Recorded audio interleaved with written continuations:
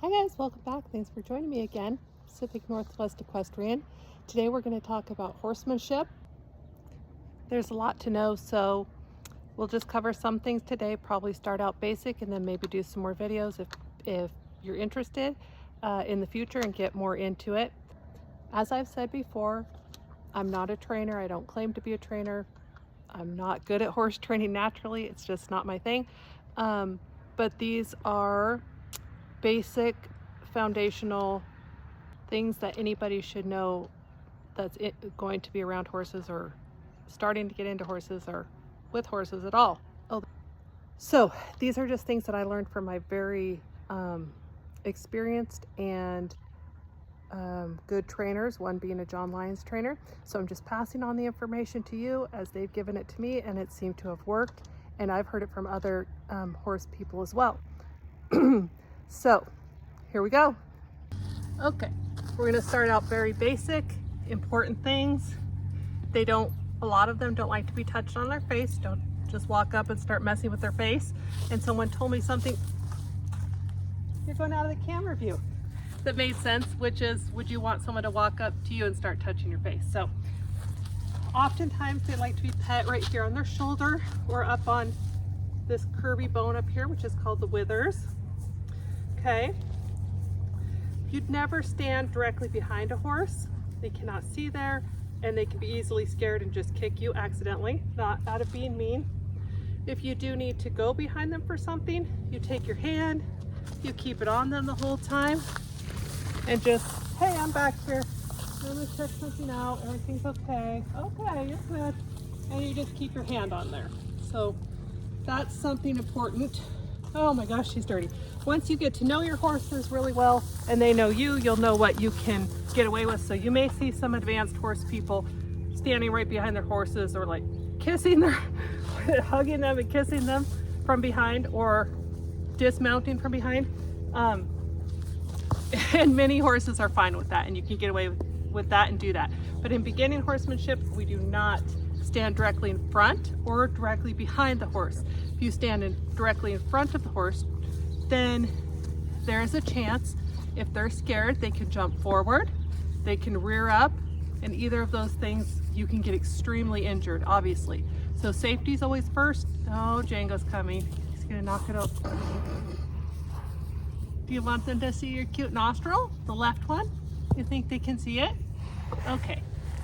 Well, they might want to see what's going over here. No, that's not for eating. Okay. Wow. It's a good helper. You're going to knock it down, good helper. No, thank you. No, thank you. Leave it alone, please. Oh, he's so cute. Okay, so that's a beginning thing to know about. Many horses also don't like their ears messed with. So if you're just meeting a horse or just learning how to spend time with horses, generally don't go up and mess with their ears. Not the best idea.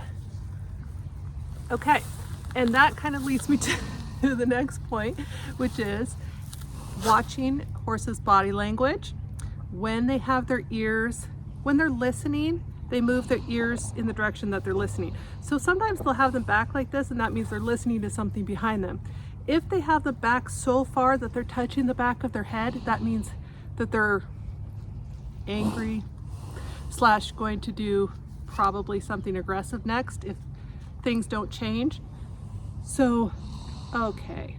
So if you ever see a horse do that, immediately you need to get away and get someone more advanced to help you out and figure out what's going on. Okay, seems like he wanted to be the star of the show. I was going to use Chica. Next I'm going to show you how to safely halter the horse.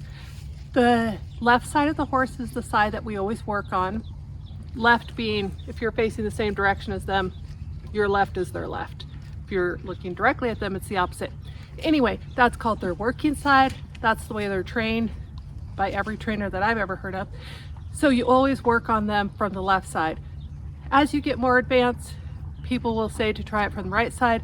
That's good for them to learn both, and that's true, but we're doing beginner stuff here. So looks like he's half asleep. He's so cute.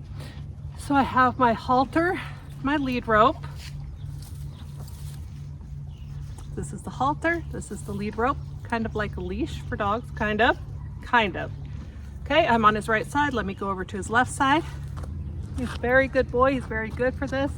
Hi.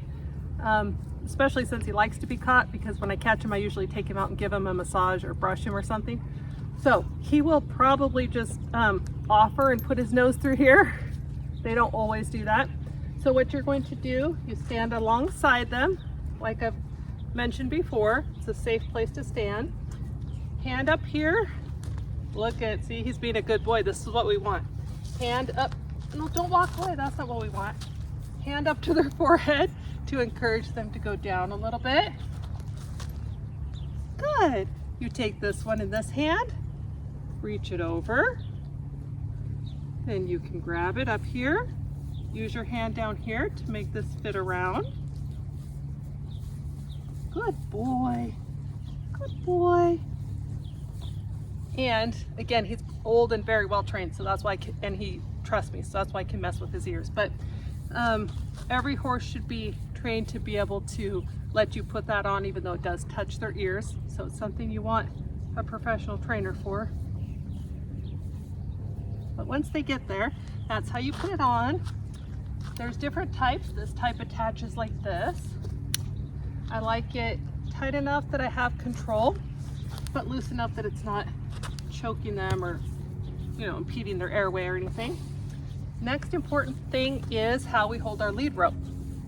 This, if you can see from there, this is called the cowboy way of holding it. We do not do this. This is dangerous. Never, ever, ever do this. If he were to get scared and run off, I would break many bones in my hands, in my fingers. Very dangerous. So what we do is we take the lead rope, we fold it in half, and we fold it in half again. That way, if he runs, that's what's gonna happen. I'm not gonna get my hand broken. So you gather it in this hand like this.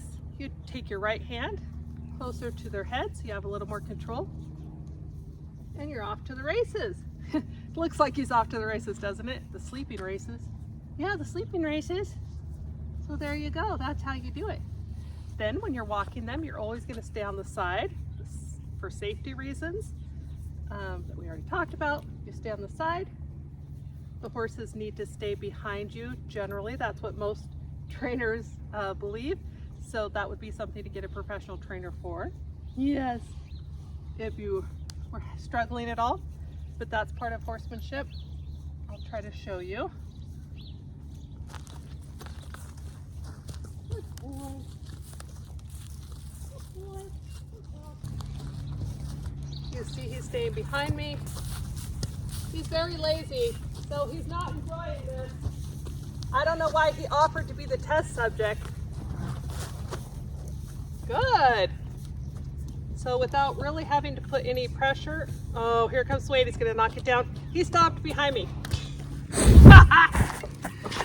No. As you can see, he has what's called a hay net to eat. So a lot of people don't necessarily do that because they should stand there.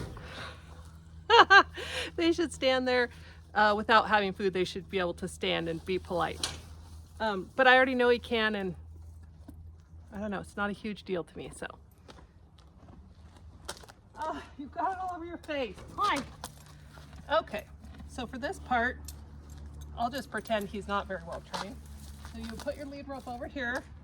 For one, so he kind of feels like has to stay here. And for two, you have a little bit of control if he tries to take off. You stand on the side so they can't jerk their head up and knock you out, which can actually happen. Hi. And you put a little pressure. They put their head down. He's already doing it. I know. You put the reins over first. Good boy. He's such a good boy. You'll see he's a very good boy. And you can tell I don't pull on the bit because he lets me just put it right in his mouth. If it was painful, he would fight me. A lot of horses do fight. This goes under the chin. I just tickle his tongue to tell him this thing's coming in. Goes around the ears up here. There you go, big boy. So I left on his halter, this nylon one that we had on before. And I take the lead rope that I had him tied to the trailer with, and I tie it to my saddle. So people will say that's a beginner thing, or it looks dumb, or it's ridiculous. Again, I was taught this by my experienced trainers, and it paid off. Should your head stall, this thing, break, and you're out in the middle of the wilderness, I mean, that's good luck getting your horse to go back, right?